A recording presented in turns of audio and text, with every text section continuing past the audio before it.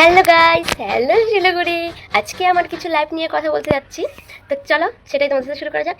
এই কথাগুলো আমার কাছে যে শুনে সেই অবাক হয়ে যায়, আজ হয়তো তোমরা অবাক হয়ে যাবে। চলো তাহলে শুরু করা যাক। হাই রে শিলিগুড়ি, আমি তো এই ছোট থেকে যখন এই পৃথিবীতে এসেছিলাম তারপরে 21 বছর পর্যন্ত আমি শিলিগুড়ি কোথাও চিনি না। কারণ কি, এখনও পর্যন্ত আমি বিশাল মেগামার, কলকাতা বাজার, আইএম বাজার কানে শুনেছি, কিন্তু এখনও জানি না এগুলো কোথায়। আমি কোনোদিন যাইনি। এমনকি দার্জিলিং বলো, কোথাও সেবকের কালী মন্দির বলো, বা কোথাও সুন্দর সুন্দর মন্দির, বড় বড় মন্দির, মায়ের মন্দির, জঙ্গলি বাবার মন্দির, আরও অনেক মন্দির আছে, আমি সেগুলোতেও যাওয়া হয়নি আমার। ওই এক ইস্কন মন্দিরে ফার্স্ট 2বার গেছিলাম, তোমাদের বন্ধুদের সাথে সূর্যসেন পার্কে 1বার গেছিলাম, তোমাদের আমি ওই সিটি সেন্টার 2বার গেছিলাম। ব্যাস, এটাই আমার লাইফের ঘোরা। ব্যাস, তাছাড়া শিলিগুড়ি আমি আনাচে কানাচে কোথাও চিনি না।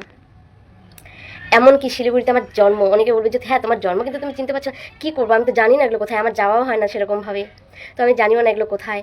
আর যেই আমার কথা